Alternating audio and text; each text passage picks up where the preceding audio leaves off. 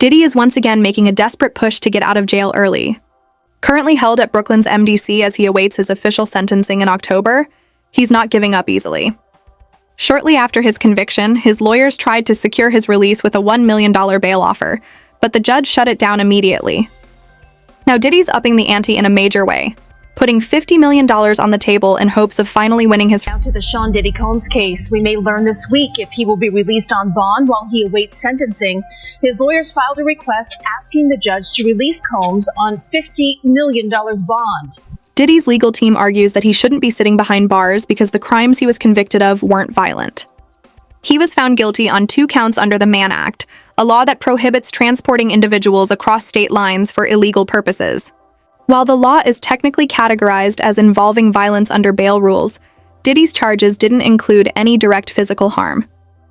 Still, if he were released, it could spell trouble for the witnesses who testified against him, and that might be exactly why the judges have been so reluctant to let him go.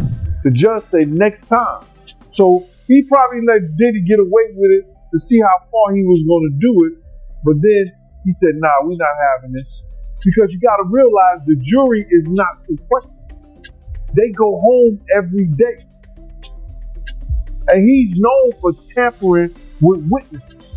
If you go through the trial right today, you see how he was trying to tamper with some of the people by having security, D-Rock, and other people talk to them. They are saying that in their testimony. So the judge is very aware of the fact by hearing the testimony of some of the witnesses that he was trying to tamper with the investigation. During the trial, prosecutors presented testimony claiming Diddy had been aggressive toward Cassie and another woman identified as Jane. But the jury ultimately didn't convict him on those charges. He was found not guilty of any direct violent assault. Some have pointed to the 2016 hotel video as clear evidence of misconduct. But since no case was filed in California at the time, the statute of limitations ran out, preventing it from being used in court. Now Diddy's legal team insists he can't be detained over allegations that never led to a conviction. Prosecutors, however, argue that the testimony and past incidents show a pattern of troubling behavior, suggesting he could pose a risk if released. The judge seems to agree, and meanwhile, Jaguar Wright has warned the public to stay alert, claiming Diddy has been running extensive damage control operations ever since the... Diddy does have a plan to try to derail the information, derail the chain of evidence, derail history as it actually happened. And he is the kind of guy that has no problem with re-victimizing people all over again. Let's just keep it a buck. These girls showed up at a very opportune time, did they not? Adria and Lamisha Fuller. Very opportune time. I do Pierce Morgan.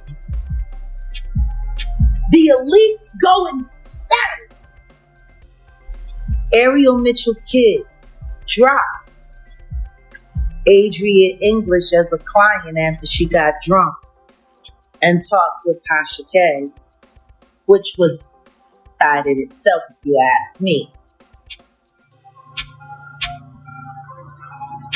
I go on Pierce Morgan and say I have 3 witnesses that are ready to come forward against the Carters. I didn't say against Diddy, I said against the Carters.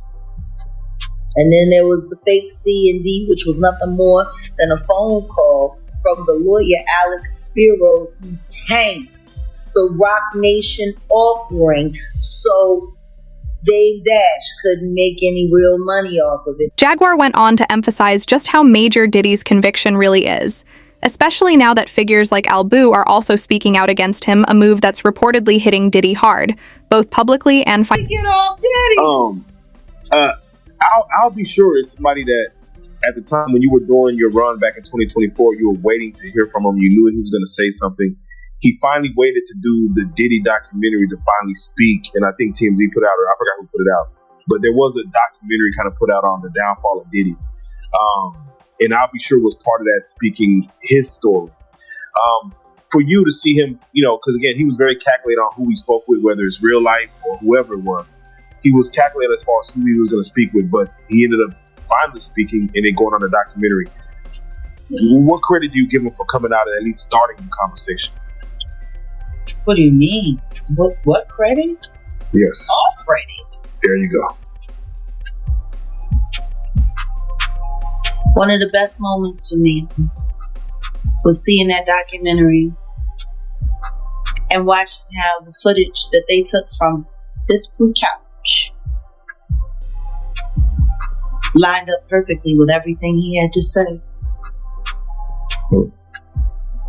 Why did that not hit? I don't. Hit different. Wow. Right. I'm just. And you said on your platform too, like, why aren't, as we're closing in on this trial, why isn't there more? How did that hit different? Right.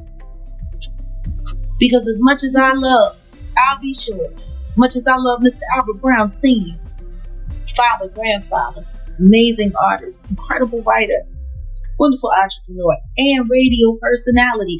It's so funny when I talk about all of the things that my friend Albie Shore is. It's funny, everyone forgets that he did all of these things. Like, it's sad that not until that documentary, people weren't even acknowledging that he was an original investor, owner in Uptown Records that got demolished so bad for him. But for me, to be able to say the same things that he was saying, and we haven't even been in each other's presence, how did that hit different? There you go. It's like they just don't want to accept the truth. And she passes away. Yeah, that right there. Al said something. I said something. We were attacked immediately. Right. Why? You want to know what else I find funny? We got attacked for speaking about the truth. But all of those other entertainers, ain't none of them saying nothing. Especially the females who were mentored and influenced by Angie Stone, no different than me. Not as much. I was truly influenced by Betty Wright, but then again, Angie Stone was influenced by her, so I guess it's all the same thing. The law around bail is pretty strict, and for Diddy to be released, he has to prove two key things: that he's not a flight risk, and that he's unlikely to reoffend. His legal team insists he's staying put. They've offered to surrender his passport, fit him with an ankle monitor, and argue that no one would risk walking away from $50 million. But the real challenge is convincing the judge that he won't repeat the behavior linked to his conviction. That's a tough sell, especially given Diddy's long history of similar allegations. In fact, here's a clip of Jaguar Wright exposing him 5 years ago. Diddy is a shepherd for the devil. Everybody told me he was a shepherd for the devil, and I see it for myself. Y'all want to know how divisive Sean Combs, Honey Combs is? Go talk to Father MC and ask him how he feels about the love of his life being stopped to death, and all Puff wanted to do was keep it quiet so nobody knew that he was responsible because he didn't have the appropriate motherfucking goddamn permits to do half of the shows he was doing at Howard. Sean Combs, your agenda to destroy talent in the music industry, as successful as it's been, it needs to end. The way you embarrass those people who are making the band, yeah, it might have made good TV. It was good TV because you were sitting there humiliating people for having talent. Why you hate talent so much, Puff? Trying to contend with someone filled with power who know they doesn't need you is much harder than contending with someone that has no talent, that can't survive without you. The only thing that proves is that you're a narcissist. If you have beautiful children, you should spend more time looking at them instead of looking up little young girls' skirts. That thing that girl said about you, the side bitch while you was with Cassie, who was the side bitch, while you was with Kim. Your relationships overlap so much, Puff. You like a monkey, for real. You like a monkey. And you know how monkeys travel through the jungle, right? They go from vine to vine.